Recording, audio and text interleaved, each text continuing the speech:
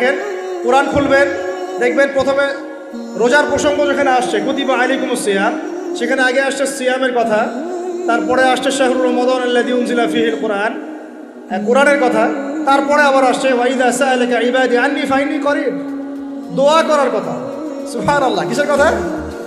প্রথমে আসছে রোজা রাখার কথা, তারপরে কোরআনের কথা, তারপরে আল্লাহর কাছে কি করার কথা? দোয়া করার কথা। যখন আমার বান্দারা তোমাকে জিজ্ঞাসা করে, যে আমার সম্পর্কে জিজ্ঞাসা করে, ওয়াইদা সাআলাকা ইবাদি আন্নী, বলো ফাইন্নী করিব, আমি কাছেই আছি, উজিবু দাওয়াতাদ দাঈ ইযা দাআন, দোয়াকারী যখন দোয়া করে আমি তার দোয়া শ্রবণ করি। সুবহানাল্লাহ, ফালিয়াস্তাজিবু লি ওয়াল ইউমিনু বি, আমি তার দোয়া শুনি, অতএব সেও যেন আমার কথা শুনে। সুবহানাল্লাহ, এবং আমার প্রতি ঈমান নিয়ে আসে। তাহলে রোজা রেখে বেশি বেশি কি করব বুঝে ফেলছেন? কি বলে? দোয়া করবেন। কোরআনের পরে কিসের কথা আসছে? রোজাদারের দোয়া ফেরত দেওয়া হয় না। দোয়া কবুল হওয়ার অন্যতম একটা অস্ত্র হচ্ছে রোজা রেখে দোয়া করা। কেমন করে ফেরত দিবে? আল্লাহর জন্য আমরা না খেয়ে আসি, তাই না? আল্লাহ পাকের মায়া হবে না, দয়া হবে না?